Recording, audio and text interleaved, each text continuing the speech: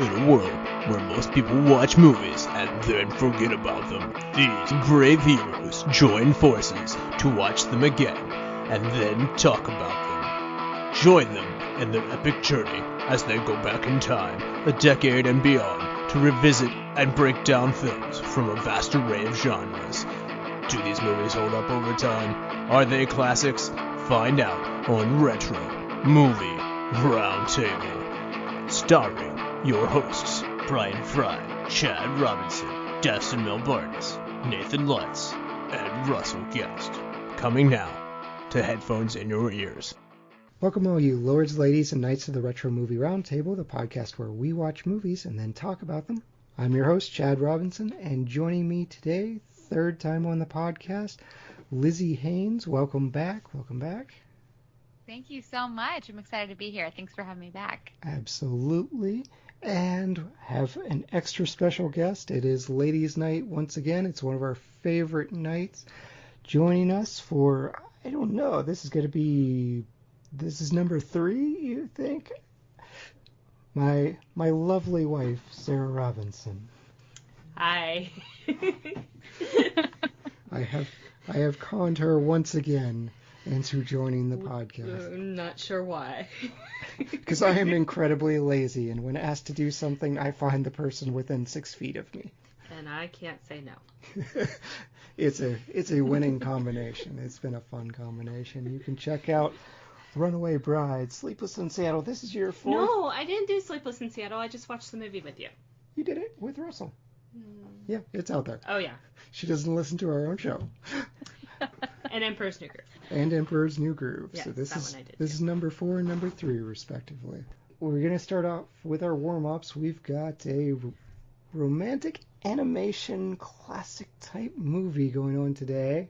You may find yourself kissing a few frogs to find a certain prince. What movie is it you thought was not going to be good, but when you sat down and gave it a chance, you liked it? I'm going to say The Lost City with Channing Tatum and Sandra Bullock. So do you guys ever have those nights where you're just scrolling endlessly, like you open up every single app to figure out what you're going to watch that night, and it just, like, you end up just kind of picking, like, a throwaway movie, being like, this movie's not going to be any good, but at least it'll pass the time. Yes, The Voices with Ryan Reynolds was that movie for us. So I picked that movie, and we picked The Lost City, and I'm happy to report it really was not bad. I have seen way worse from Sandra Bullock. She's made some stinkers, and so this was actually really good. It was very cute, and Brad Pitt's cameo is hilarious. And I have to say, like, I was pretty pleased. It was a solid rom-com. Yeah, great. Sara? Yes? What's a movie that has no business being good but wound up being good for you? Well, as some may have figured out, my significant other may or may not love horror, and I do not. A little bit. So I would say probably one of the horror movies, probably the two that come to mind would either be Zombieland or Cabin in the Woods. Those are two of them that he's forced on me that I didn't mind in that genre quite as much. I tend to lean toward the rom-coms or the animated instead of the horror, so... I mean, there's romance in Zombieland. It's a perfect love story. That's true, yeah, Emma Stone, and yeah. Yeah, Wichita and Columbus. It's Yeah, right that's up there right. with Romeo and Juliet. Yeah, for me, I think it's one of those movies we went to Redbox, and they were out of just about everything we wanted to see, so we rented the movie Tag. And that is an extremely stupid concept of just adults that play tag. It's apparently based on a true story. And it had no business being as good as it was. I've seen that. Yes, it's with Jason Bateman, right? Yes. Yeah. Yes, very funny. And Jeremy Renner with CGI arms because they were broken during the filming of that movie. You know, there you go. We'll have a deep dive.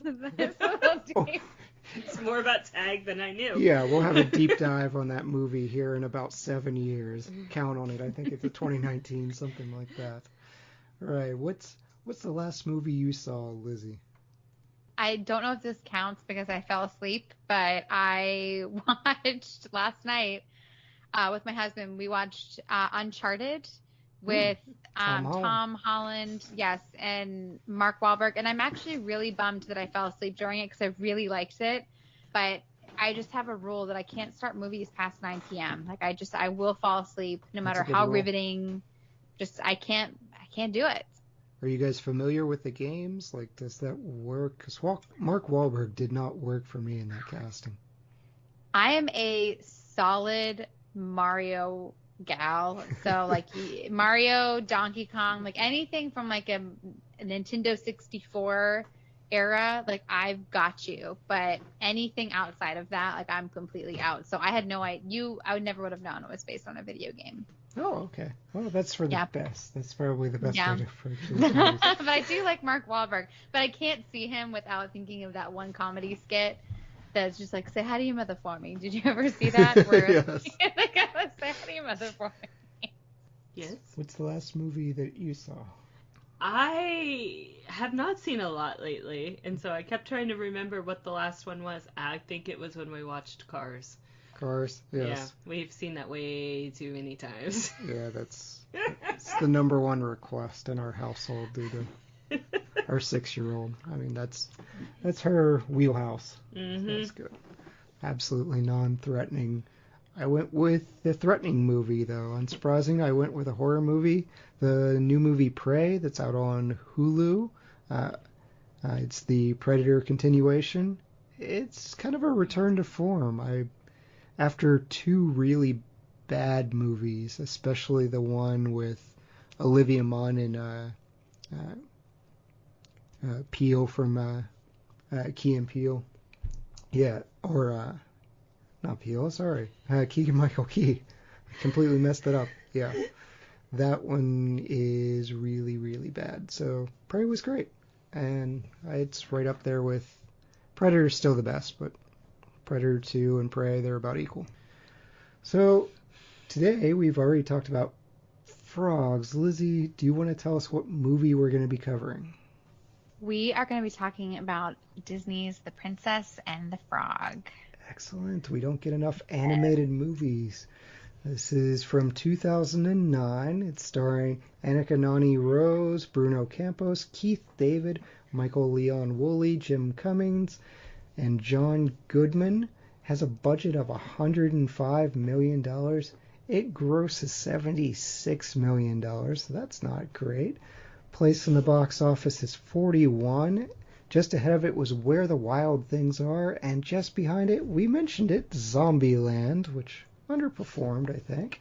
The number 1 movie that year was Transformers Revenge of the Fallen, speaking of Marky Mark.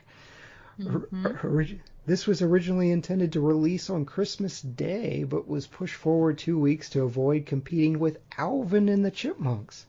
But the Squeakquel, sorry, not even the original, so they were threatened by the Squeakquel. Here's what they went up against. Avatar, which went on to make nearly $500 million by the end of 2010. So that was a fantastic decision. 7.1 IMDb rating. Critics give it an 85%. Audience is a 74%. Gets nominated for a bunch of Academy Awards. Best Animated Feature, Best Original Song. Randy Newman gets 2 of them for Almost There and Down in New Orleans. And it became the first Disney animated feature film to receive more Academy Award nominations than just one since 1995's Pocahontas. Nominated for Grammy Awards, Golden Globes, Saturn, and the very prestigious Teen Choice Award for Animated Movie. Lizzy, have you seen The Princess and the Frog before? If you had, did you like it? What were your expectations coming around to it this time?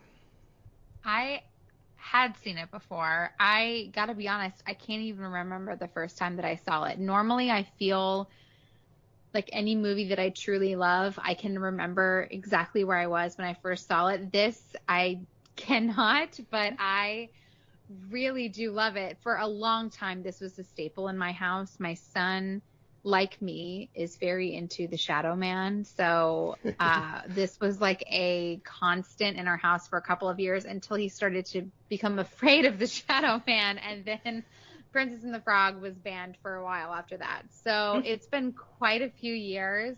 So I was excited to pick it back up, and I got to watch it with my son. You know, it hit just as hard as the solid Disney movie, truly. Absolutely. Sarah, when did you first see it? I first saw it with you. Yes.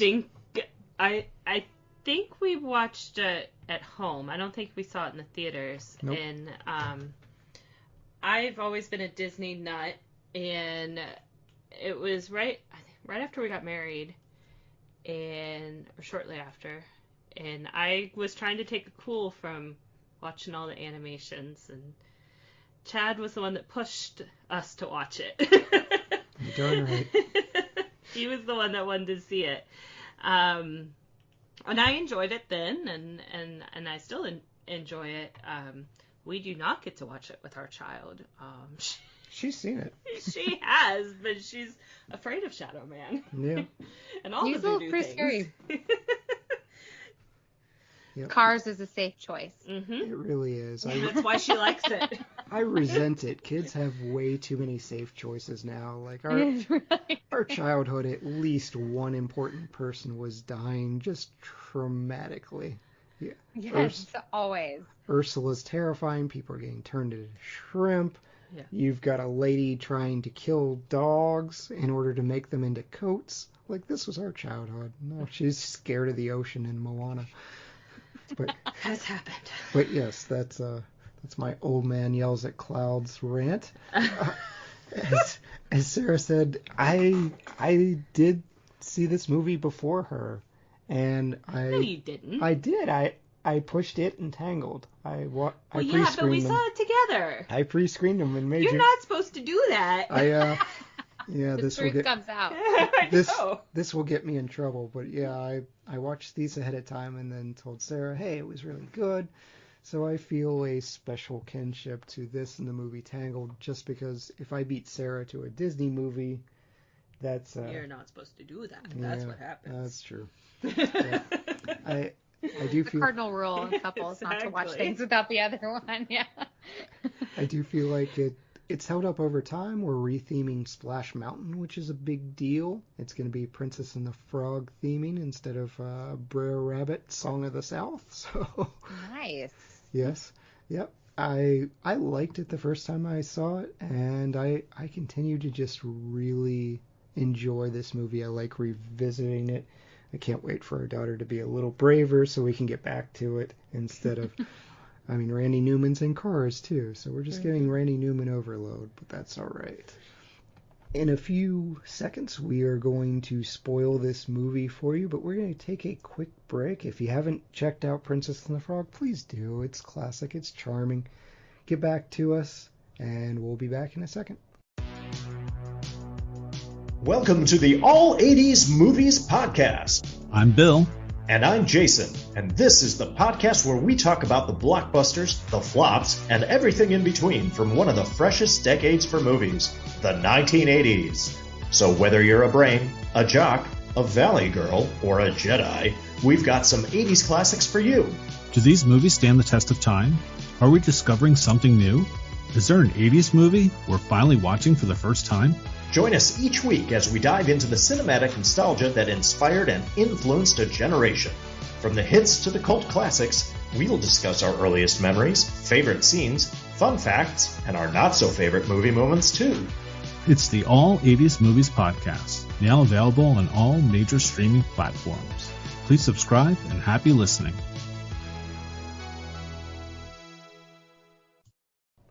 And we're back. Last chance before Lizzy spoils this movie for you. If you haven't seen Princess and the Frog, please check it out. Lizzy, can you run down and remind us what The Princess and the Frog is about? I sure can. It is a modern-day take on the fairy tale The Princess and the Frog. The story opens with a young Tiana, the story's protagonist, and her beloved dad, her daddy, a hardworking man whose dreams of owning his own restaurant he now shares with his young daughter. Tiana then grows to be just as hardworking in order to make her and her daddy's dream a reality. Meanwhile, Prince Naveen, a handsome, fun-loving prince who has recently been cut off by his wealthy family, comes into town in search for a rich young lady to remedy his lack of funding. Just as the prince is about to put his plan into motion, he encounters the Shadow Man, a voodoo witch doctor that preys on the prince and his resentful, greedy servant, turning Naveen into a frog. In search for help, Naveen hops into Tiana's home at a costume party, mistaking her for a princess, and in a moment of vulnerability convinces her to kiss him. And in that moment, Tiana, too, is turned into a frog. So together they've got to pair together. You've got no-nonsense Tiana and the frivolous, carefree Naveen. And together they have got to look for a way to change back into humans. And along the way, you guessed it, they fall in love. Aww. Excellent, excellent. Yes, as you pointed out, this is based on Grimm's fairy tales, The Frog Prince. This is the first hand-drawn Disney animated film since Home on the Range in 2004. I really don't feel like that should count, but that's no. Sarah was looking at this the other day. She's like, man, the string of movies in between the hits and this movie, it's a graveyard. Brother Bear was in there too, right? Yeah. Oh, Brother Bear is a sleeper. Brother Bear is a good movie. Oh my gosh, I love that movie. Yeah, but they had Atlantis, I think, was a complete bomb. Wasn't Yes. Meet the Robinsons? Yes, Meet the Robinsons, which I think is a decent movie, but we forced ourselves to see that one.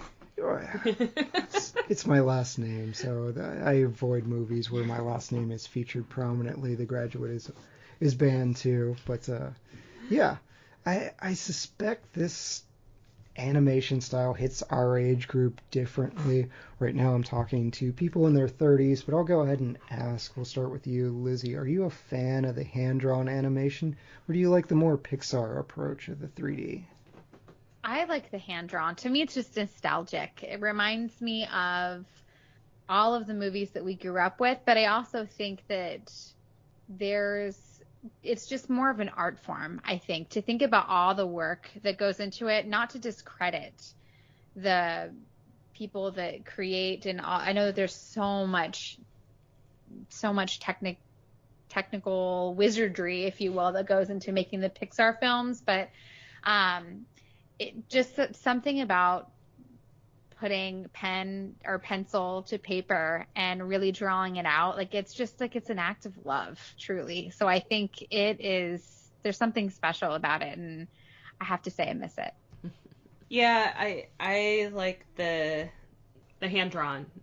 I think of those movies when in the early 90s, the heyday, the Little Mermaid and Lion King and all those are the ones that I think of when I was a kid, and especially Beauty and the Beast. Mm-hmm.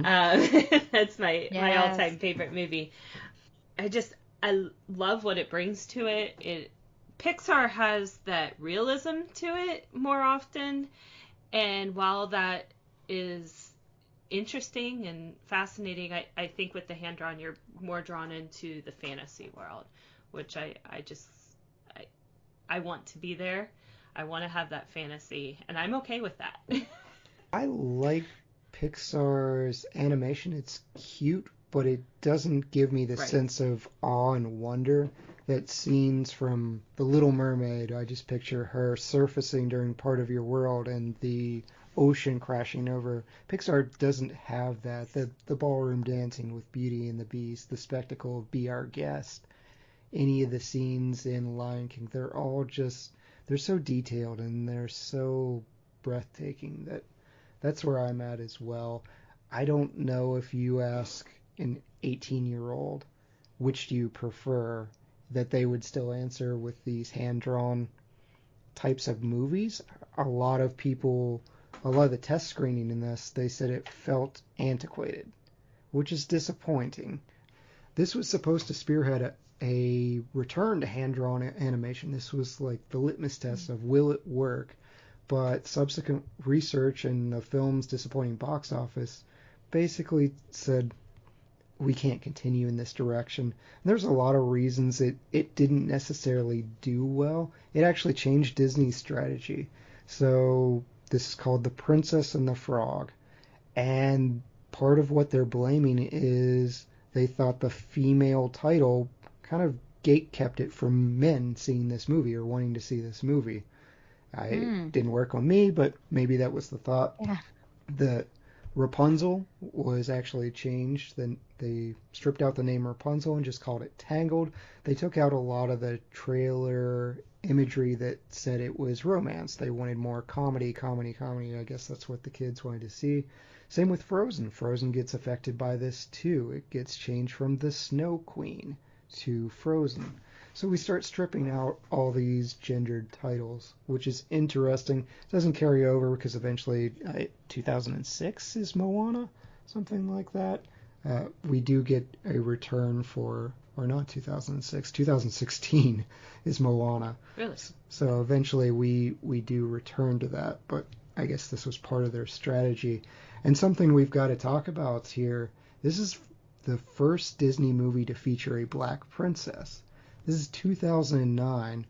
We mentioned the string of hand-drawn animations in the 90s. We have Jasmine, Pocahontas, Mulan. These are all within like 2 to 3 years of each other. And then we have to wait a decade. Does it surprise you that it took until 2009 to get representation? Man, I think, yeah, it does. I mean, I think our world is diverse. I mean, America itself is a melting pot, and I think it makes so much sense because truly, if you're going to be making a movie about New Orleans, and based on they don't actually come out and say it, but based on the cars and the outfits, it feels like you're kind of in that like Flapper, Gatsby-esque era. Oh, definitely. If you will. In the beginning, they have a paper about Wilson winning, which was around 1914. So there you go. Perfect. Bump it up 10 years for Tiana. Yes. Yeah, you've got the 20s, the Flappers. Yep. Yes. You know, thinking about New Orleans was like just such a true melting pot of diversity. So, I mean, it makes complete sense if you're trying to stay true to what you would imagine it would be like if you were walking the streets of New Orleans. But, I mean, it's really after this is truly when they started to come out with more diverse princesses, you know, like Moana, for example, and it being Polynesian, and it was overdue for sure. Yeah, I think around that time is when there was that big push for not just, you know, equality, but like representation. I think that was when the start of all that push was. I want to be seen on screen for who I am, and that not just tokenism of right. Here's a person of color. Right. I want to be represented. Yeah. And so in that regard, I really feel like Disney was kind of at the front of that more so than some other things. And so I think given what the feeling was of the people, of just everybody in general of the times before that, I feel like that was the natural point for that to happen, even with Jasmine and Pocahontas being prior to that. Yeah, it's unfortunate it took this long, but a lot of care and thought process went into this movie, and it still receives some criticism. And there's quite a bit of criticism for the amount of time that the first Black Princess, Tiana, spends in frog form. There's a feeling that that's taking away from the representation that's long overdue. There's also criticism over the overuse of the voodoo theme. I kind of think the voodoo theme fits. That's a very New Orleans thing. Obviously, it's a Haiti thing as well, but there's influence there.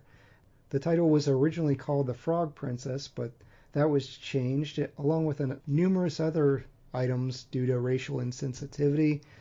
Besides retitling the picture, they wanted to avoid that implication that the first African American princess was somehow ugly or animalistic. Her name was originally Maddie, but it was pointed out Maddie came too close to Mammy, which is an ugly stereotype of past ages.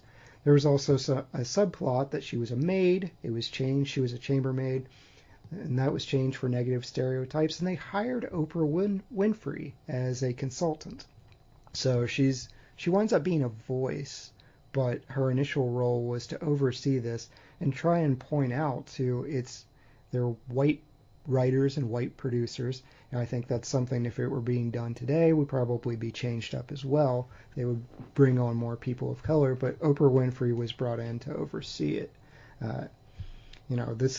This is a podcast where a white guy's talking to you, but there is an excellent podcast out there. It's called Black and Animated. It's meant to help inspire black artists pursuing careers in animation. They have an episode on Princess and the Frog.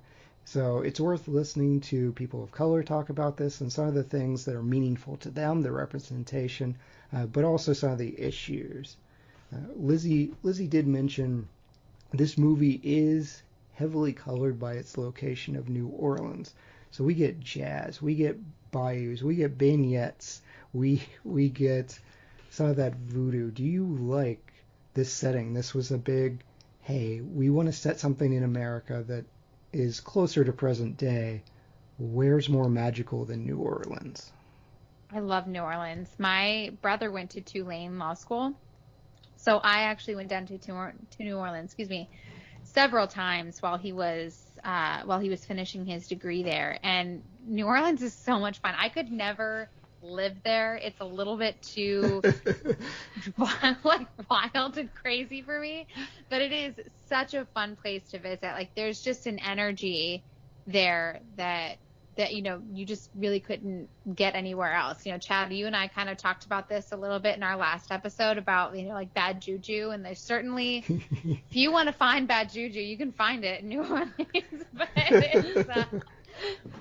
it is a gorgeous city, and every single time I visit, I always have an amazing time. Yeah, I like the location in New Orleans because it just works really well with a lot of the themes that they were using, the voodoo, why they would have that location, and there's just a lot of things you can play off of, the music and the culture and a little bit of the party and the food, and I think it's definitely used as a driving point to a lot of the plot. Yeah, the fact they wanted to make this a musical just makes New Orleans the obvious choice for me. When I think of New Orleans, I think of jazz, I think of the bands marching down the street. We get some of that plain old When the Saints Go Marching In, something to that extent. So if you want to make an American musical, I love it. I love that setting. I've never been. The closest I've been is we stayed at the French Quarter at Disney World. So it was New Orleans themed. I've been briefly to New Orleans. Yeah. And I had beignets, but that was with somebody else. That was the frog. I'm the prince. Yep. New Orleans in itself, honestly, is like another character of the movie. It just has such a big personality. It's one of those cities where you just can't help. You can imagine it. You don't need to have gone there to imagine what it must have been like. Oh, yeah. Yeah, especially with things like the riverboats and the bayous. That's so fun. And no classic Disney movie is complete without a bad guy with an awesome song. So what do you think of Dr. Facilier, or as everyone else calls him in the movie, the Shadow Man? He's actually my favorite villain. I love him so much. I think he's so underrated. And, I got on this huge diatribe with my cousin about Dr. Facilier, about how he's the last really solid Disney villain, because pretty much after this, you'll notice that, like, looking at Disney movies after, bad characters, quote, aren't really bad anymore. Like, they're bad guys that you have some kind of backstory that makes you feel sorry for them, where, like Frozen, for example, originally Elsa was supposed to be a villain, and then the song Let It Go was like, oh, this is such a great song, it's very inspiring, let's just make her a misunderstood sister. And she's still the villain. Yeah, and Taka and Moana, Taka isn't really like this like fire demon, it's Te Fiti that has her heart missing. So bad guys in Disney movies aren't actually really bad anymore. And but it's just kind of this idea of trying to get away from this concept of like a black and white good and evil, which I can understand when you're talking about little brains watching these movies, that you want to kind of get them away from the idea that people are black and white. So I can appreciate that. But there is something so rewarding, though, about just watching a bad guy and he's just like purely bad. Like, he's just wicked for the sake of being wicked. There really is no redeeming qualities about him. He's just, he's bad news, and you don't, and he gets his comeuppance. Oh my goodness, yes. I mean, he's made a deal with evil spirits. Like, this is our starting point of scamming a guy into turning him into a werewolf. We don't even get any dialogue. The guy just wants hair, and he gets turned into a werewolf, which is a funny throwaway gag. But Sarah, is this up there in your pantheon of evil Disney villains? I don't think he quite reaches Scar level for me. Scar. I knew you were going to mention Scar. Scar. That is the Scar penultimate. guy. Yes, he's yeah, my Scar's favorite. pretty great. Also with Jim Cummings, he does a little bit of the singing for Be Prepared. Jeremy Irons mostly, but yes, he blew out his voice, didn't he? Yes. I remember reading that somewhere. Yeah, I don't know. He's not my favorite, but I mean, he definitely fits in with the themes, and I almost feel like he needs more screen time for me to figure out whether I like him or not. That's fair. I could do with more screen time. He doesn't quite have the Hellfire song from... Yeah, his song is very short, which we found out. Oh my gosh, from The Hunchback? Is that what you're talking about? Frollo's Hellfire? song. That is... Yeah. Oh my gosh. Talk about a questionable song for a Disney... That's when they're just like, we're going to go all in with this guy. He is going to have the most evil song of all time. I thought about saying Hunchback because I wanted to revisit it, but Chad didn't want me to put it on the list. Yeah, it's true. It's true. He wouldn't let me put it there. Lizzy, He didn't want to talk movie is- Hunchback. depressing Yes. and sad, and there really isn't much that makes me feel uplifted at the end. I mean, if I feel like I'm going to fall that down, I need something that's going to pick me up again. I mean, it's just like there's no upper Right. in that Yes. movie at all. That's true. Yeah, there were some movies banned from the Disney archives. We've talked about this a little offline, but The Fox and the Hound is a no-go. Like, I just... Nope. Nope. That's It was no. no Can't handle that Hunchback, no Fox and the Hound. There's one or two others Yeah. you told me we couldn't do. Yeah, I can't get through that movie without just falling. You didn't want me to do Oliver and Company. No. Oh, I love Oliver and Company. Oh my gosh, that movie is so great. What's Billy Joel? Oh my gosh. Yes, that's what I kept saying. Billy Joel. Why should I worry? Tell me. Oh my gosh, it's so good. That's like the best. I'm sorry, The did I best. derail you? No, I love this tangent in the banter. It's fine, and it's great when I'm outnumbered because that's the purpose of these types of shows. That's all right.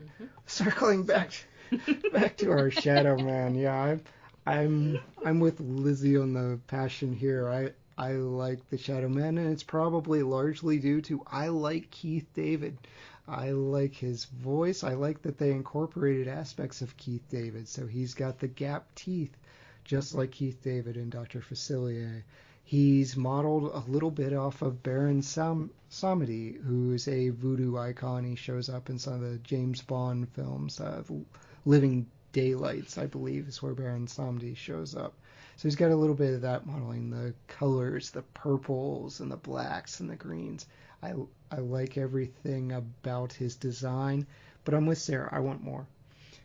Had this conversation with Russell where Russell said, I kept expecting someone bigger to be behind him because he just wasn't there enough. Which, go do other evil things, even if it's just side cameos. Like go mess with New Orleans. That's fine. So yeah, Shadow Man seems to be getting a thumbs up. And this, of course, classic animation, we have to have animal sidekicks. So in this we have Ray, the firefly, or lightning bug, depending on where you are demographically, and Lewis, the alligator, the jazz-playing alligator. What do you think? Do you like our animal sidekicks in this movie? Yes, I think I remember the first time seeing it and feeling like I could probably live without Lewis, but I loved Ray. And I think that was just the fact that I feel like we've seen a giant animal playing the trumpet before, but I also think I think it feels like very like Aristocats kind of. Yeah. Also Baloo for some reason. Baloo, yes, very much so. Like the giant, but at the same time, like it fits so well with the theme. You can't really do New Orleans without a gator, and New Orleans is the birthplace of jazz. So like it tracks for sure. But to me, it's like it's all about Ray. He is like the champion of the animal sidekicks. Oh, his love story is so sweet. I know. He's like the New Orleans Jiminy Cricket, if you will. He's just so sweet. Yeah, you're like, is he really wise, or is this like folksy, crazy, but still sort of helpful? Yes, both. Yes, both. His little Cajun accent's amazing. Yeah, I don't know. I like Ray. But I think of Louis, right? Yes. Okay. Well, Lewis, but Lewis. Okay, yes. Whatever. The alligator guy. But he is named after Louis Armstrong. That like makes that's sense. the clear That influence. makes sense. Yeah. But I liked his early scene just for the comic relief of him trying to get on the steamboat and then getting shot off, and it like, while the movie is not serious, it has a lot of serious things about it, and I really feel like he adds that element that is needed in a children's movie, maybe not as much appreciated by the adults, but I like his humor. I like that they had separate goals. Like, the goals aren't necessarily just to help the two, Naveen and Tiana. Like, Lewis's main goal is to play in a jazz band. And he gets that in the end because everyone thinks he's in costume. And Ray's main goal is to be reunited with Evangeline. And he gets that too. And he gets it. So, oh my goodness. So that's such a touching moment in another. I don't know how to answer the question. Brian has a big thing of, if an animal dies in a movie, you have to forewarn him. I'm like, I don't know how to respond with Princess and the Frog. Do you care enough about a firefly being squished? And I care a lot. Well, by that point, yes, the answer is yes. You do, very much so. Because I don't know if he's going to be mad at me at the end of the year. There's a website called doesthedogdie.com, and it covers all kinds of animals. If they're mistreated or die, it will answer that question. But that's a huge spoiler for this movie. Like Marley and me, you can see it coming. But yeah, I like the animal sidekicks, and we haven't talked about it yet, so let's get to our main characters, Tiana and Naveen. This is an interesting one because Tiana's ultimate goal isn't true love. This isn't like the classic Cinderella type thing. It's to see a family dream and hard work pay off. But of course we get that romance. Does Naveen and Tiana's story feel different, or are we kind of treading the same ground? I think ultimately we're treading similar ground. I think that the idea of one person being really hardworking and having goals, and then the other person being kind of silly and carefree, I feel like it's been, not in a Disney movie, but it's been done before.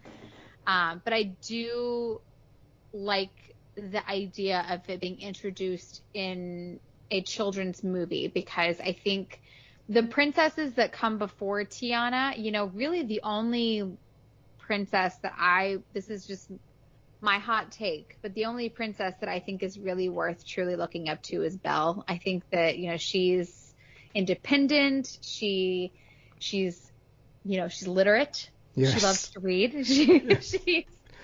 And, she's not necessarily, she finds love and that makes her a princess, but she's not necessarily just looking to be a kept wife. And so I think that that's a nice lesson to teach little girls, is the idea that, love is wonderful, but it shouldn't be your overall goal. Have love in your life and have people that love you, but also have dreams and aspirations that go farther than getting married. And so I think that it's a nice little lesson. So to see a girl who isn't afraid to work 2 jobs and has dreams that are fueled by the love of a promise with her dad, I think it's really, really sweet. And, you know, the Naveen of being carefree and silly, I mean, that's kind of, you know, it's, you care a little bit less about him, and it's really the Tiana show. Mm-hmm. Yeah, I really love Tiana's story just because I have a kinship to Belle as well. For that same reason, is that having ideas outside of a relationship, the relationships are fine and great even, but it's not what defines you as a person. And so you can still have your own individual dreams, and if you find that right person, which it seems that in the story Tiana ultimately did, that person will support you no matter what that dream is, because at the end Naveen does help her live her dream and knows that's what she wants to do, and he's not going to get in the way with that. The fact that it wasn't what is a traditional fairy tale is perfectly fine and still can be a valid point of her story integrated with her passions. Yeah, I do always like an ambition stated. It's nice to have that, whereas Cinderella's superpower was just like kindness. But her ultimate goal was to go to the nice ball and have a good time. Mm-hmm. The prince was like the fulfillment, and it just feels kind of empty. It's a great movie, but ultimately, okay, what lessons can you take away from here? Be really, really pretty and dolled up, and maybe you'll be royalty? I don't know. Belle, we cover Beauty and the Beast, and yeah, she's one of the more redeeming princesses because she just has all these other qualities, and so is Tiana. I like that she's flawed in her dream. As we see, Mama Odie is kind of reminding her, hey, this isn't actually all you want. You need to find some kind of middle ground and happiness here. You're working yourself to death, as her friends keep saying. You're not having any time for fun. You're working yourself to death. We see her as an adult when it transitions from childhood and she's got frazzled hair. She goes to lay down and sleep, and the alarm clock immediately goes off, and she's off to her second job. So yeah, I like that she's got a different goal, I guess, than a lot of the classic Disney stuff.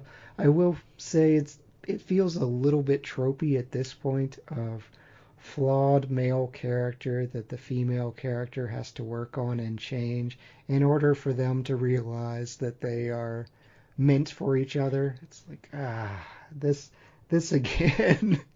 But you know, that's I feel like a lot of the things that came after this, because we have Tangled as well, which is a fantastic movie, but same thing. Flynn Rider is a flawed character who Rapunzel has to work on, and then he becomes the ideal version, and then they can be together. But she also wasn't looking for a man. Yes, I know, and it's very true. She just wanted to be free. Right. She wanted to see the lights, which is a fantastic. That's true. That's fair. It's the lights that she wanted to see. Yes. Well, I think you care more about at least me, this is just maybe me speaking as a woman, but I think you care more about the princess's point of view more so than you do about the prince or the guy. Oh, definitely. And so, like you said, I think it's, you know, she had to learn that lesson of it's great to have goals and it's great to have ambitions and they're all really important, but it's nothing if you don't have people around you to share it with. Mm-hmm. Not necessarily about having a husband, but more just about having people in your life that love you. They do kind of push maybe slightly too hard that Naveen isn't a very likable person in the beginning. He talks about all the women that he's courted and maybe gone further with, and he's just goofing around, mistreating his servant, who winds up being evil, so I guess that's okay. You still shouldn't mistreat him. Like, Lawrence is sort of beaten down, and just he's not a good guy for the most part. He's just like, I'm handsome, I'm royalty, I get what I want. He's a spoiled rich kid. So for me, they almost pushed too hard of, I don't like him, and then everything happened fast. I'm like, why, Tiana, can't you do better? You seem like a very sweet girl. It's very true. He has that one redeeming moment when they're mincing vegetables in the woods together, where he's like, I've realized that I don't know how to do anything. He was like, my servants he's like, they even brush my teeth for me, which to me, I'm like, I'm all for having someone that's going to cook for me and clean for me. Maybe dress me, depending on what the occasion is, but you lost me at brushing teeth. Like, that's just a little bit too personal. I don't even think I'd let my husband brush my teeth for me. I mean, but that's like his one redeeming moment is he's like, I don't know how to do anything. And you feel sorry for him. But I agree. I think he's a little interchangeable for sure. I love that becomes his thing, though. Like, even at the end, when she gets Tiana's palace, he's in there dressed up, and he serves just a plate of minced vegetables so proudly. Yes. Like, Tiana, look, I built this entire restaurant. I did everything all by myself. I worked 2 jobs to afford this down payment, and now we're here. And he's like, look, Mom and Dad, I minced vegetables. Yeah. Yeah, I wonder if he gets the family fortune a little bit back, like if they approve. He's redeemed himself at that point. Yes. Let's move on. According to the directors, the main reason Jim Cummings was brought on, I don't understand some of this. Like, Jim Cummings, he had lived in New Orleans for a couple years and could do a Cajun accent. So they're like, hey, Jim Cummings, Winnie the Pooh, can you do this movie? Why New Orleans mattering for that? But I feel like Jim Cummings has a huge range. But this is what they did. They also did the same thing with John Goodman.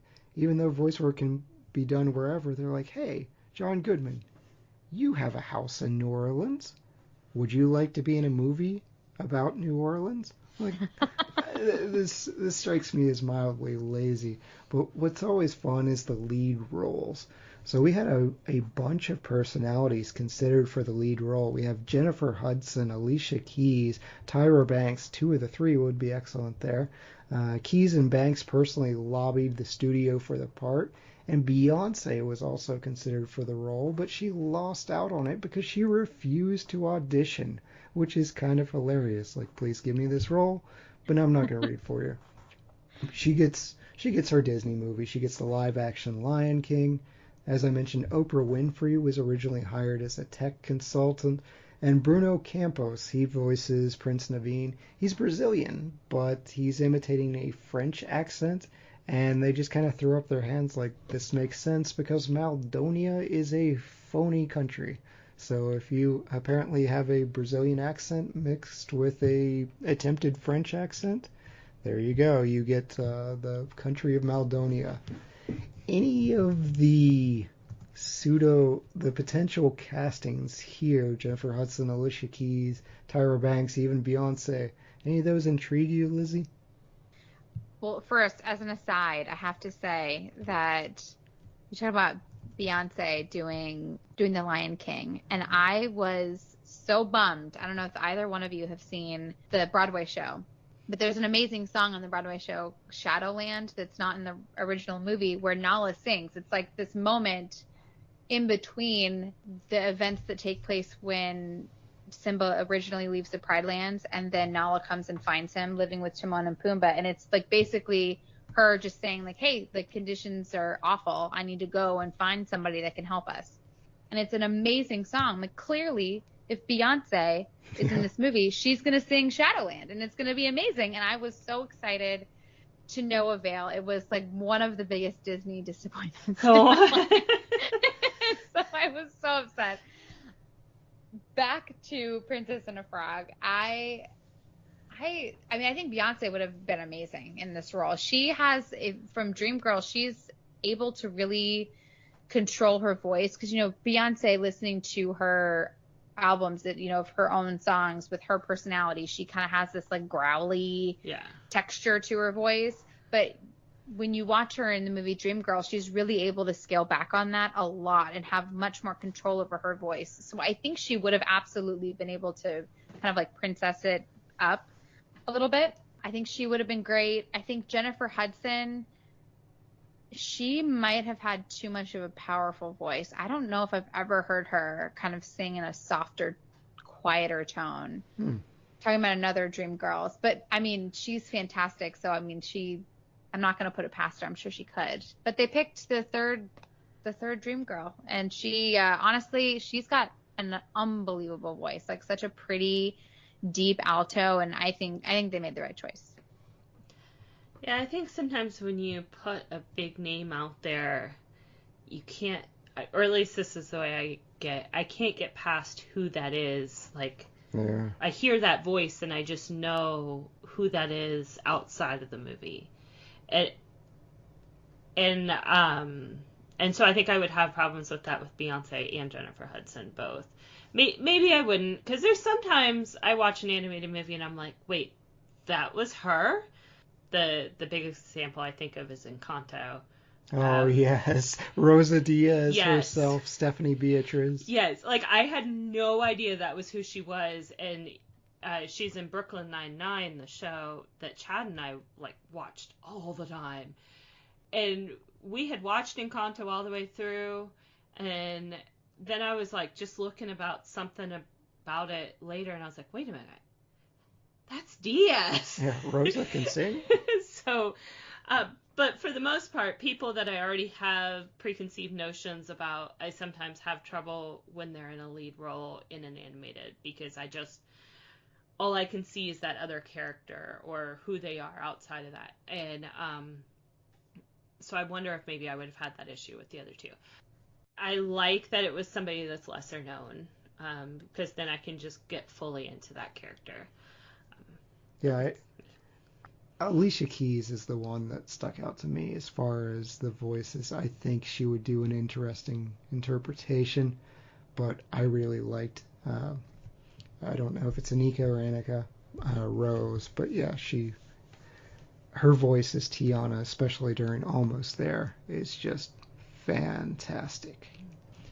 Our producing and writing team, our producer is Peter Del Vecchio. It's written by Ron Clements and John Musker. They're a famous tag team. They did The Great Mouse Detective, Little Mermaid, Aladdin, Hercules, Treasure Planet. They quit Disney Studios in 2005, but John Lasseter, who's in charge of creative at Disney, he sought them out and asked them to make a film of their choosing, whatever format they wanted. And so they basically said, we've done Little Mermaid, we've done Aladdin, to a lesser extent Hercules. We're going to prove that this is still a viable format. This is heavily influenced by Tennessee Williams. He grew up in Mississippi, but Tennessee is strongly associated with New Orleans. So he lived in New Orleans, wrote a ton of his plays there. There's a lot of references. So Charlotte calling her father Big Daddy, that's the name of the wealthy patriarch and cat on a hot tin roof. LaBeouf calls for his dog Stella, and he does the streetcar named Desire, Stella! So we've got that as well. And Goodman had starred in a bunch of Tennessee Williams plays, so he's used to this. That's a lot of their inspiration. The animation style itself, it was influenced, they said, by Lady and the Tramp for city scenes and Bambi for the bayou scenes. Do you see the influence here? Oh, man, I didn't even think about that, but Lady and the Tramp, definitely. I have no idea where Lady and the Tramp is supposed to be in terms of location, but I know that what I always think of in Lady and the Tramp is like the gates that they had in the background were always like this like pretty kind of swirly suburban gates, and that very much reminds me of the way that they styled Tiana's restaurant. Very much so. Like the Jim Deere and Darling, are those the parents' names? Yes. Of the dog? Yes. There, I can't believe I remembered that. Well done. Yeah, thank you. Their house, like the little balcony, has kind of like this like swirly design on their gate, and it's something that for whatever reason I always think of. But now that I'm making the association, I can definitely see how they would have pulled that for Tiana's restaurant because it has a very similar vibe. Yeah, did it feel familiar to you, Sarah? I'm trying to think of Bambi in the forest scenes, and I feel like the forest scenes had more light in Bambi, but light was used differently. So, because a lot of the bayou scenes were more dark, Yeah. so that they could utilize the firefly. So maybe there still was that use of light, just in a different way. But there was a lot of light and dark in Bambi as well. So. I just picture the wildlife fleeing at that gunshot. Like that's the shot I picture of Bambi. Bambi is banned in our house. That's another one. Yeah, That's I was not gonna allowed. say you've marked that one off too, haven't you? Yeah. Aw. We do get some nice things here. During the Almost There sequence, they use the art of African American painter Aaron Douglas. He was a major figure in the Harlem Renaissance. So we get this unique art during that song. It's so cool. They did a couple things. They worked on Hercules, and Hercules does some different art styles during their musicals as well. As far as our atmosphere, I did mention it's initially set in 1912 for the prologue, but sometime in the 20s for the story. One of the fun things as far as the wardrobe and design, because it's an animated movie, you can't really talk about costumes, but we can talk about how they were drawn. Tiana's left-handed because Anika Rose is left-handed. She actually requested her character, so I don't know if any of you caught that. I did mention Dr. Facilier having Keith David's gap teeth, so that was a cool touch as well. And Bruce W. Smith, he's one of the animators. He describes Facilier as the love child of Captain Hook and Cruella de Vil. Do you see it? Captain Hook and Cruella de Vil. Cruella de Vil I definitely get because like she's tall and she's gangly. Yes. And she's kind of got like her face almost is like sunken in a little bit. She's just so frail. And that is definitely Dr. Facilier.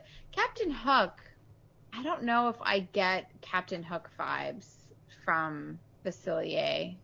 I think it's the leaning over gesturing, because that's what I picture with Captain Hook. He's often like leaning over in their face and extending an arm, which is what Facilier does.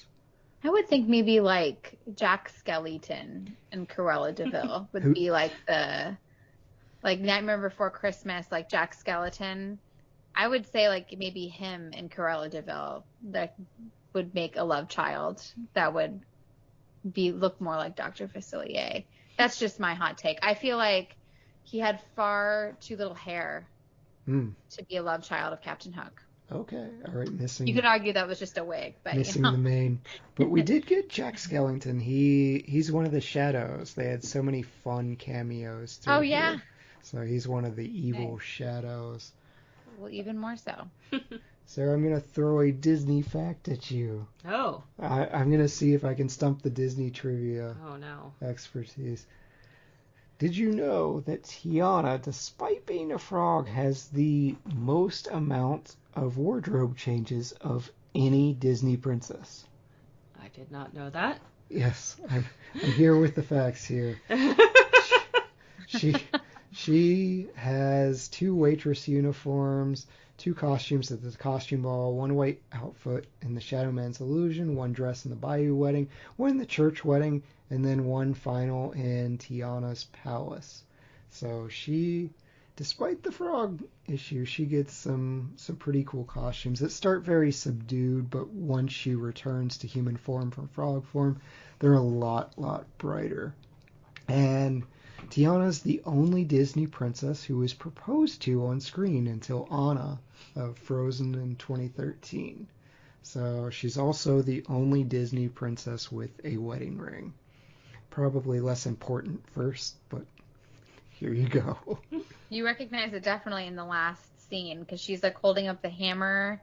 Yes. To be like, it's time for me to build and time for you to mince vegetables. And And yes, you can tell she's wearing it. And then at the very end, she wears it over her gloves. I remember that. Yes. And I think we've got to talk about the soundtrack. It's the first 2D animated Disney film for Randy Newman. He previously scores Toy Story: A Bug's Life, Toy Story 2, Monsters, Inc., and Cars.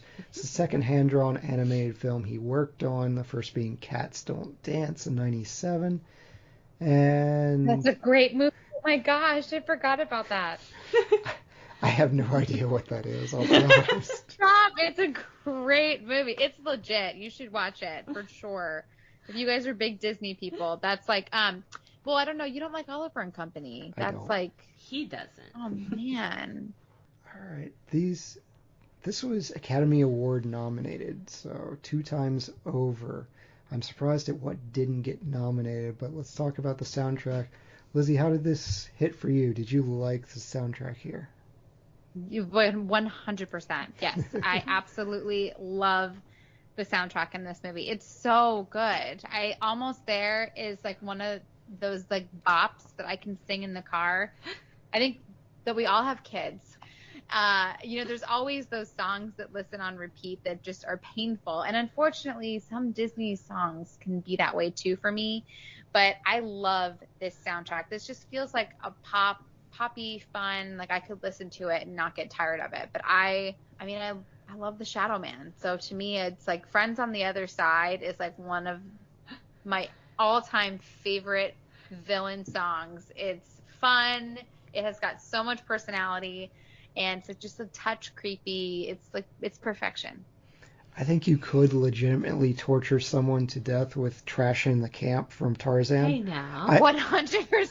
Oh my gosh, that sounds terrible. I like the song, but we at a summer camp they played it on loop in our dining hall, and I'm just I get a little PTSD from that. It's a good song. I like Phil Collins. If you don't like Phil Collins, don't see Tarzan. You're in for a very, very bad time. We were listening to Disney songs on vacation last week, and Trash in the Camp came on, and I'm just singing along, and our daughter's going, "What is this?" Yeah, we tried to explain the word. I'm not a fan of Trash in the Camp. It's just too much for me. She was like, "What is this?" She got to learn a new word. We taught her the word gibberish. Gibberish. That's pretty funny. Yeah. And after a while of us listening to Disney songs for too long, Chad was just like, "Turn on Friends on the Other Side." Yes. There you go. So I turned it on, and Belle again was like, "What is this?" Yes. It's a good song. It's so good, and it also incorporates his little friends and kind of it's the best little picture of his personality, and while also facilitating the story. Right. It's not just I love Scar, but Be Prepared isn't necessarily like a song that carries out the plot. Like that's just him being like, I have an idea, but like the song itself, like he's like carrying out his plan as he's singing it. I am not bashing Be Prepared. I love Be Prepared. I mean, that was like, I went to college with a Simba doll. Like I go hard for Lion King. I'm just saying that's just like a treat for you to hear the song, but it doesn't necessarily like fuel the plot of the movie to sing Be Prepared. It's just kind of like a snapshot of his personality. But Friends on the Other Side is fun, and it also at the end of the movie or at the end of the song, Naveen is a frog. I will give you there's far more plot advancement, but the line of "No king, no king," he's like, "Idiots, I'll be king." Like there's your plot. We're gonna kill the king. Well, he spoils the movie for you, yes. Right? So Sara, soundtrack. Did you have a favorite song? Did you like this soundtrack? Do you like the jazz? I did have a favorite song. I am an Almost There type of girl. Mm-hmm. I love an anthem for a princess. This is who I am. This is who you expect me to be. These are my dreams. That gets me. And I want to sing it with them and just be that dreamer that I don't know. That's same reason why in Beauty and the Beast, one of my favorite songs is I Want Adventure in the Great White Somewhere. Yes. I want it more than Oh I my could. gosh. I just want to sing it. And same thing with Almost There. Like, she's almost achieved what she's set out to do, what she's always wanted to do as a young child, and this is taking form, and I'm gonna grab it. And those are the ones that I every single movie I want to hear that. I want to hear that anthem that princess wants to give and say her dreams. And so that's where I'm at. But I do love the theme of New Orleans just throughout all of the songs and the voodoo, and just it's intertwined in all of them. And so as the score as a whole, I appreciate that part of it. Yeah, I like the surprise gospel choir that we get for Dig It a Little Deeper. Things like... Well, you need that in the South. Yeah. Sure do. It's fun to get that. I really do. I'm a Friends on the Other Side, but you know what? I sing Almost There to Sara probably at least once a month. Like,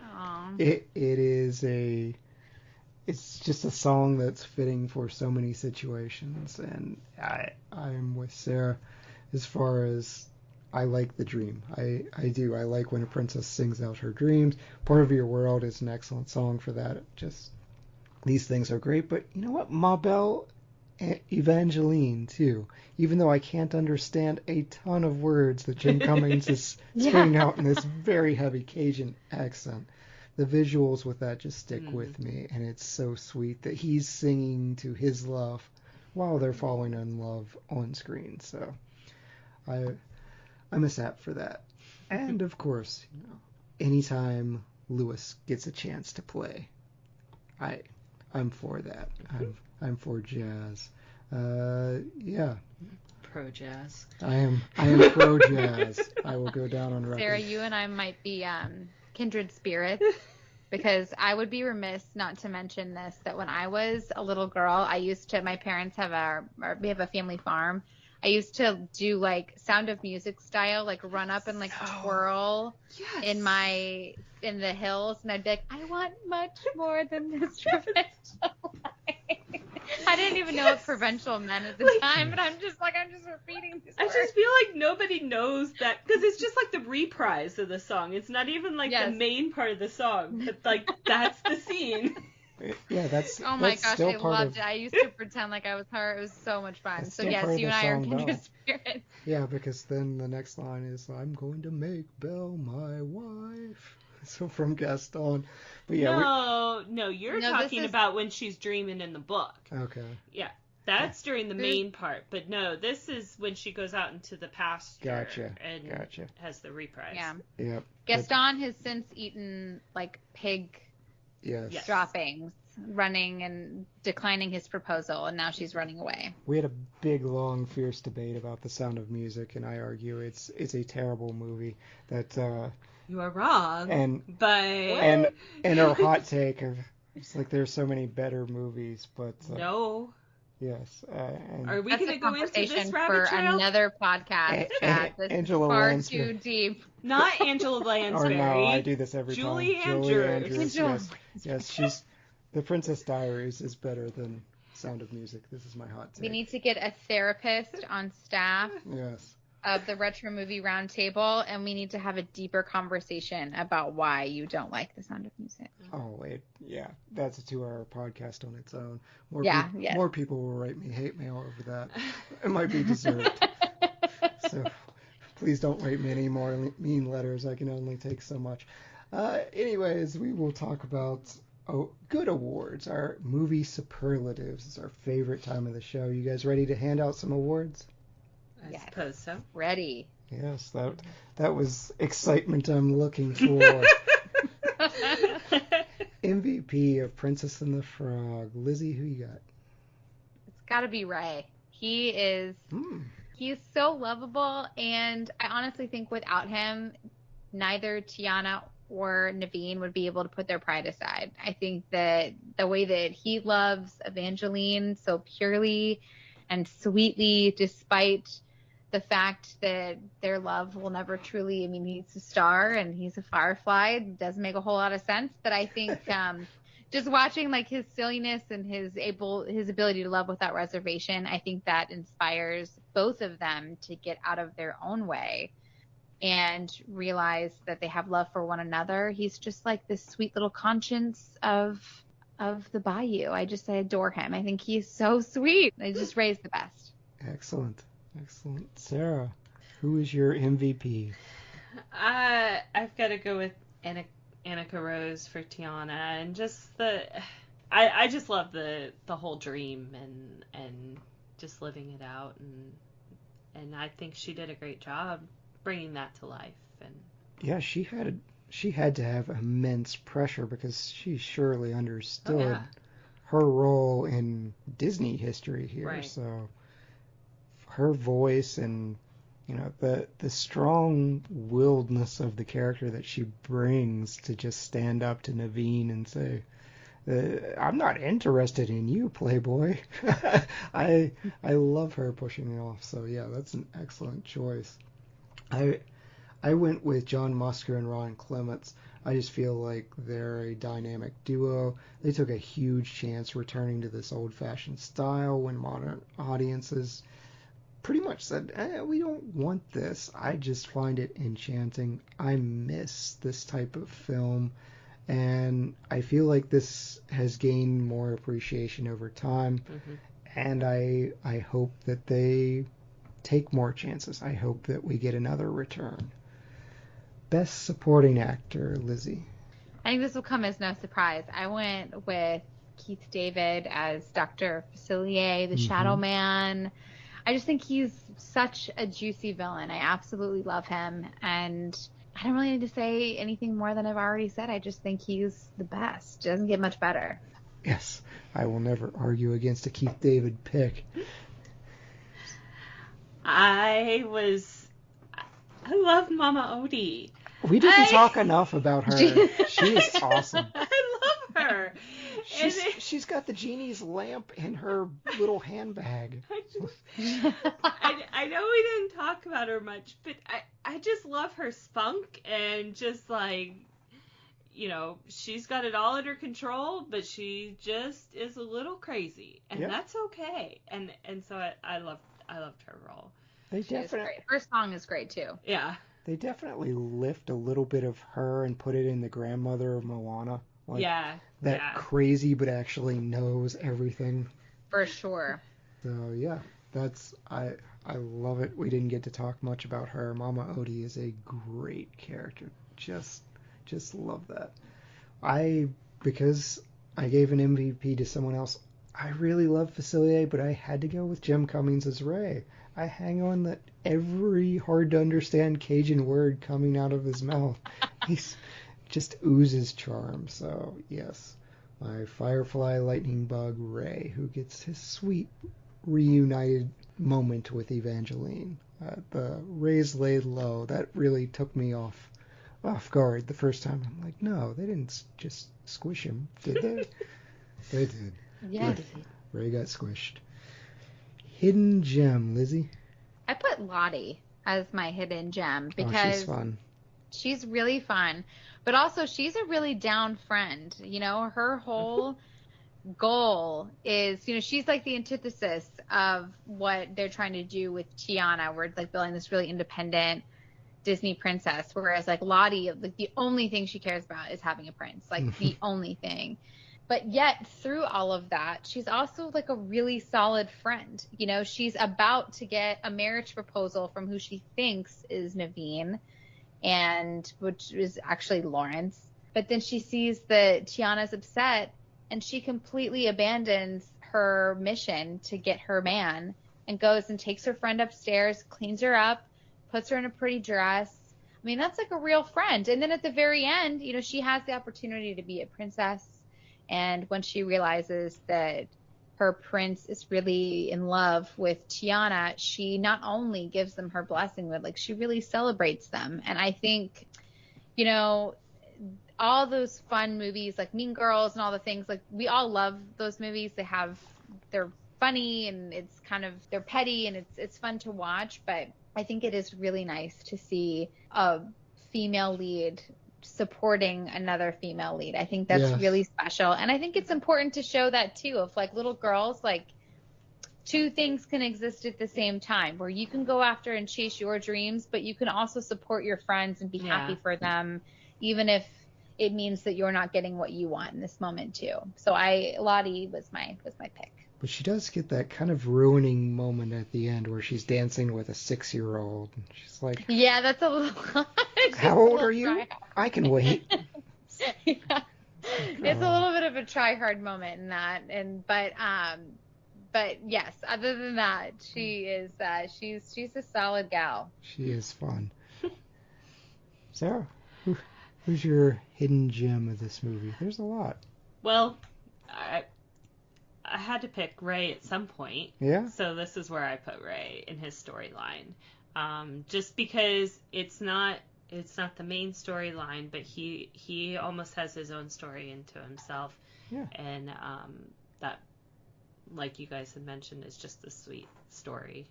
I like it. I like bringing Ray's romance in here for a nomination, because that does get overshadowed by our two main characters. But it's honestly the sweet, pure romance. I love it. I went with, I initially wrote Tennessee Williams, but I think I'm just going to go with the city of New Orleans itself. I don't think this movie winds up being nearly as fun, colorful, and personality-driven without the city of New Orleans and everything it can bring. So I'm going with a location pick. New Orleans, you're my hidden gem. Nice. Recast. Lizzy, this was a tough one for me. Who are you recasting? This was really hard. I spent a lot of time thinking about this. I would choose to recast Facilier's friends on the other side. I think that I would have liked to have seen, you have like the little voodoo dolls, and then you have kind of like this big it almost looks like one of those like witch doctor masks. Yeah. That kind of represents like the ultimate friend. But I don't know if you all have ever seen All Dogs Go to Heaven, the sequel. All Dogs Go to Heaven 2. We're going way back in time. But and that's to have seen the sequel is quite an accomplishment, if I do say so myself. But like Charlie, it's like he's in heaven, not to go through the whole plot, but because you're in heaven, there has to be an opposite, and so there's like a doggy hell for like the, I guess the really bad dogs, and the Chihuahuas. And yes, exactly.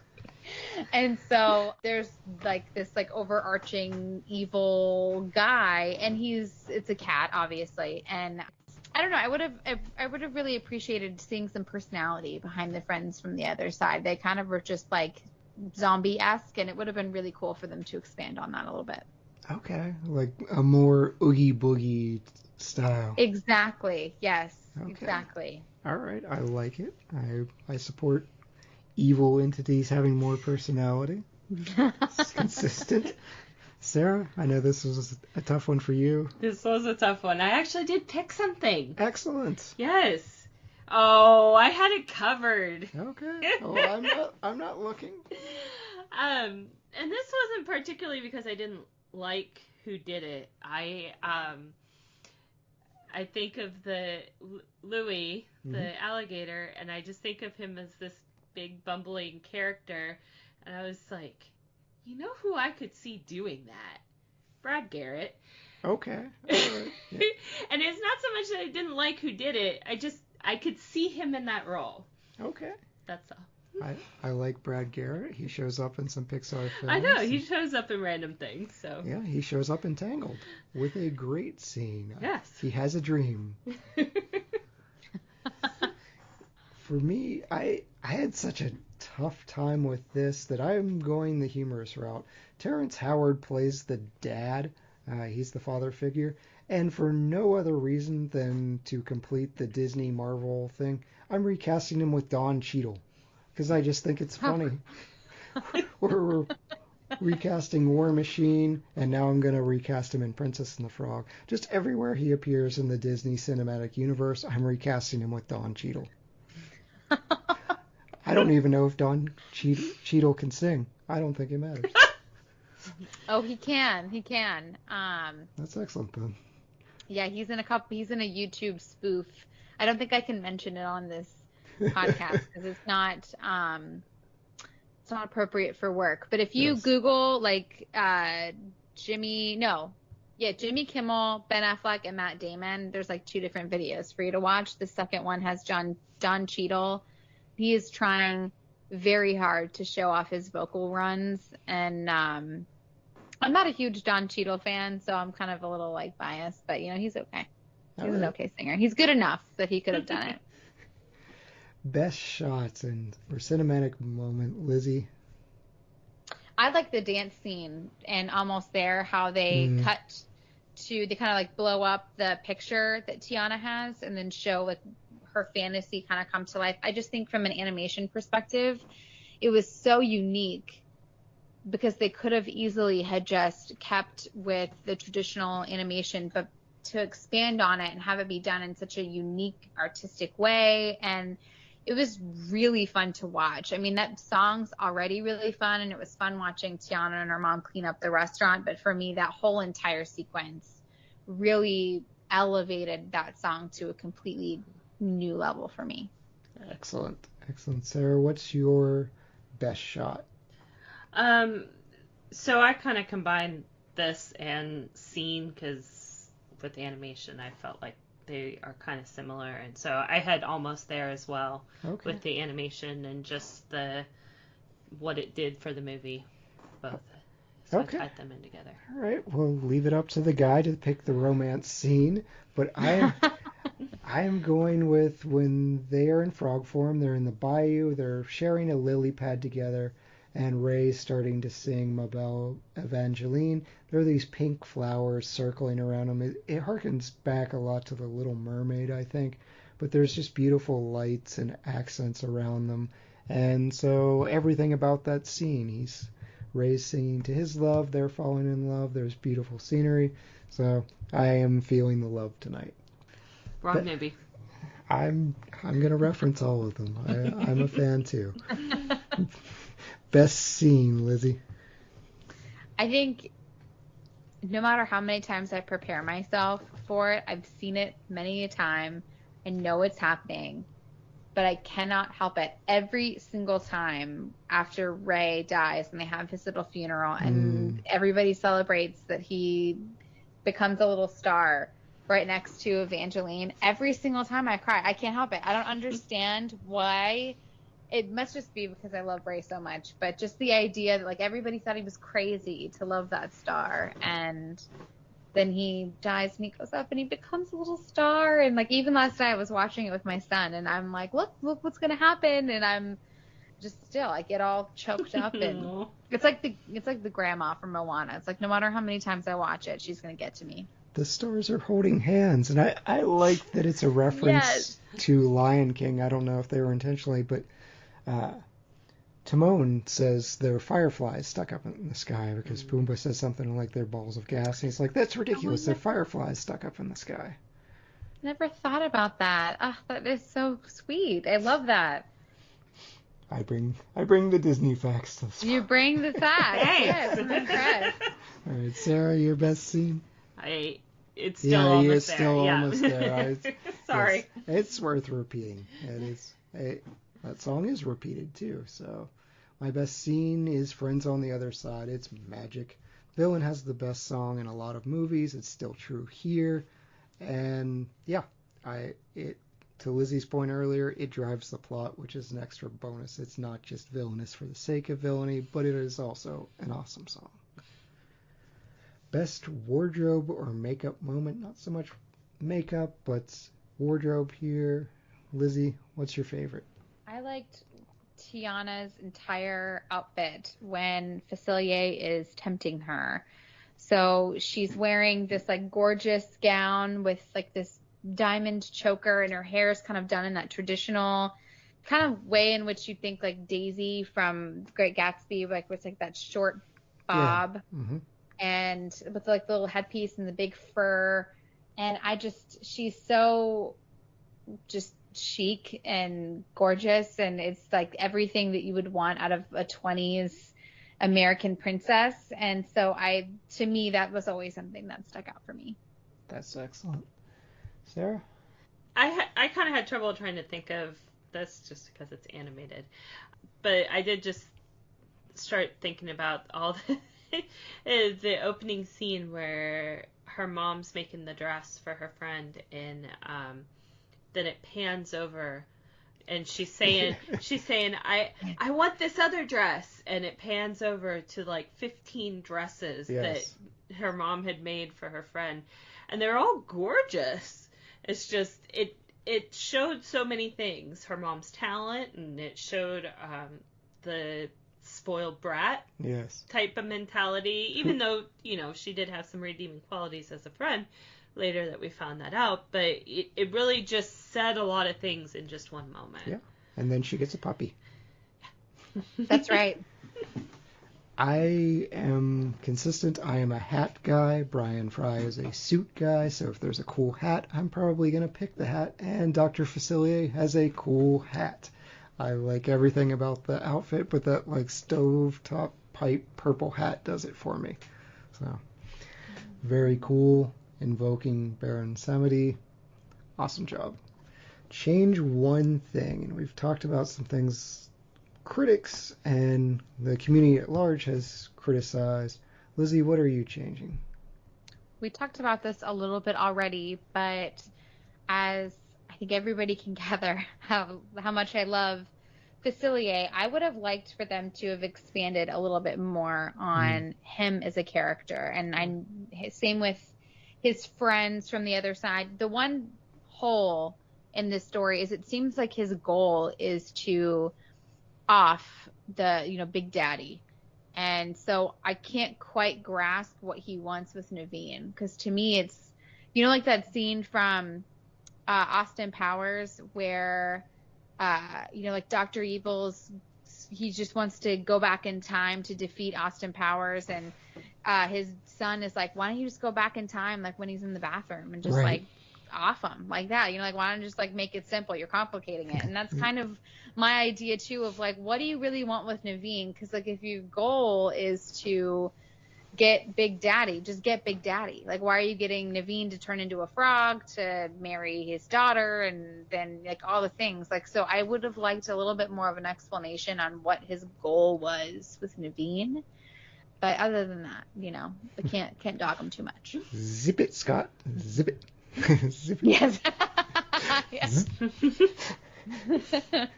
What are you changing, Sarah? The one thing that bothered me a little bit was Tiana was a very driven girl, and that's a great thing. That didn't bother me.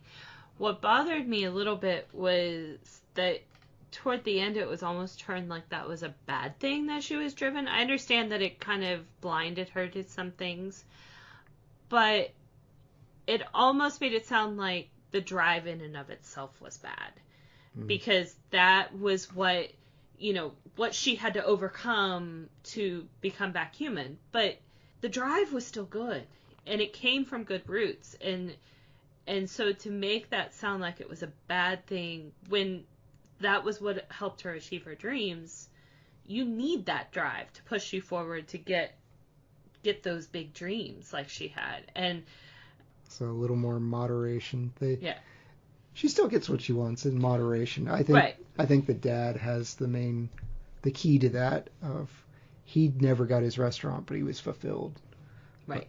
But I'm glad she gets her cake and gets to eat it too. So. No, I agree. It's just Yeah, for me, I just want more Bayou characters. I feel like we get really shortchanged in just Lewis and Ray, and everyone has such big personalities. I want to meet more friends. Bring in, you probably can't do a raccoon or something. Bring in an opossum. There are things in the swamp that I want to meet and befriend. I am not content with alligator. You met a lot of fireflies. I did. I met a snake that didn't talk in Mama Odie's. I liked the snake. He was cool. there were birds involved, native to New Orleans. But yeah, I want a talking possum. This is A possum. Okay. Yes. A possum would have been a good one. I agree. I think that I imagine like a possum with maybe like a straw hat Yes. or something. Yes. Yes. Very good. Thank you for working with me. Bail me out on that one. Best quote, Lizzy. I like it's from Friends on the Other Side. It's like you got what you wanted, but you lost what you had. And I really like that because that really does kind of encapsulate Tiana's working real hard, but she's giving up having a personal life. And Naveen is all about being silly, but he's kind of giving up having depth. And so, yeah, it's a good line. Excellent. Sarah, what's your best quote? I couldn't decide between two of them. Okay. I know there's three on the screen that you're looking at, but I'm picking two of those. All right. The one just for the humor of Lewis when he's talking to Ray when they just met Mama Odie, and he goes, "You sure this is the right blind voodoo lady who lives in a boat in a tree in the bayou?" I wrote that down too. That is a great line. It's a great very line. specific. And Ray's just like, "Yup." I just like that one because of the humor. And then the other one is when Tiana's dad at the beginning is talking about his food, and he says, "You know, the thing about good food, it brings folks together from all walks of life. It warms them right up and puts little smiles on their faces. And when I open up my own restaurant, I tell you, people are going to line up for miles around just to taste my food, get a taste of my food." And I just love the thought of good food bringing people together. I love to cook, and I always say that I love to cook for my family because I like to put a smile on their face. And when I think of family gatherings, I think of food, and so the fact that he's saying, you know, it brings people together, that just resonated with me. Very good. It's very true. I love that. Mine kind of needs a musical intro, but it's from Friends on the Other Side. You get the bum bum bum bum bum bum, and then they go, "Are you ready?" And it's just this scream from all the mass. That comes up a lot for me, and it changes tone because it goes from a dark thing for Naveen to a dark thing for Facilier when it comes back. Right. So it's the second part is pretty much, "Are you ready to be dragged to hell?" So, or wherever voodoo priests go. So yeah, that's my line, and just that distinct bum bum bum. Love it. Right, rating and recommendations, 0 to 5 stars. It's that time, half-star increments. Lizzy, what are you giving this movie that you've praised? I'm going to give it a solid 4. I think it is such a great, solid Disney movie. I think the music's great. The storyline's great. I like I said, I wish that they would build a little bit on Facilier and kind of just give us a little bit more story behind his motive. But other than that, I mean, I think it's a really solid movie. Any kind of Disney fanatic has got to have it in their wheelhouse. All right. Well, I'm looking at my favorite Disney fanatic. How did you feel about Princess and the Frog? I think I'm about the same, about a 4. It's a great movie, and I love all that it brings. It's just not in my upper echelon of Disney, and I feel like you have to rate those all together as a whole. It's almost there. It's almost there, but it's not quite. It's just like it has things that like I quote or like, and I love the music and stuff, but it's not the music that I start humming most of the time, or that I know all the words to, or you know, or even that I know all the lines to the movie, because there are some Disney ones that I can quote you every single line in the movie. Mm-hmm. And this, while a great movie, it's not up there with those couple movies that I think of as spectacular. So. Okay, all right. You're keeping it out of that golden age pantheon, and that's fine. I feel like a lot of people, that's where it's landing for them. For me, and this is weird, I am handing out these ratings like candy right now. This is not my MO. I'm going 5 stars. I really struggle to find high fault with this movie, enough to dock it a star. I think it deserves its place right alongside Little Mermaid, Aladdin, Lion King, Beauty and the Beast. Those movies, now it can be top 5. I think it's up there. Lilo and Stitch is still my favorite, but if I'm being honest, it's not on the same level as those type of movies. It's my favorite, but it's not. This, I think, deserves to be mentioned up there. So I hope I will stop giving out 5 stars. This is not my personality, but nevertheless, 5 stars for this movie. Absolutely love it. We are going to pick a movie for next time, though. See if I give 5 stars again, because I'm on the next podcast. Lizzy, do you want to help me pick a movie for next time? Sure.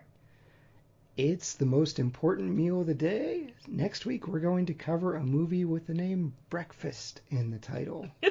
So Really? Nice. Option 1, The Breakfast Club from 1985. 5 high school students meet in Saturday detention and discover how they have a lot more in common than they thought. Option 2, Breakfast at Tiffany's from 1961. A young New York socialite becomes interested in a young man who has moved into her apartment building, but her past threatens to get in the way. Or Option 3, Breakfast of Champions from 1999. A rich car dealer is losing his mind. His son lives in the bomb shelter. His suicidal wife has an affair with his transvestite sales manager. It's a lot. Oh, man. Okay. Since it's a podcast, you can't see me, but I have my fist in the air. As in the very end of the movie. I got to go with The Breakfast Club. I think it's a total classic. Okay, we'll see if anyone has forgotten someone in Breakfast Club. Look forward to that episode. Thank you so much, Lizzy, for rejoining us. Thank you, Sara, as well. Thank you, all the lords, ladies, and knights of the Retro Movie Roundtable. We invite you to reach out to us. We want to hear from you. Subscribe, rate, review us on iTunes, Spotify, Stitcher, or wherever you get your podcasts. Give us a like on Facebook. Follow us on Twitter at movie_retro. Email us at retromovieroundtable@yahoo.com. Producing and providing this podcast is fun, but it's not free. So we invite you to support the show at our Patreon page, patreon.com/retromovieroundtable. Any contributions are much appreciated and go towards making the show better for you, the listeners. As always, thank you for listening. Be good to each other and watch more movies. Lizzy? A true hero isn't measured by the size of his strength, but by the strength of his heart. Hercules. Oh, yeah. You gotta go with the Disney theme. Excellent.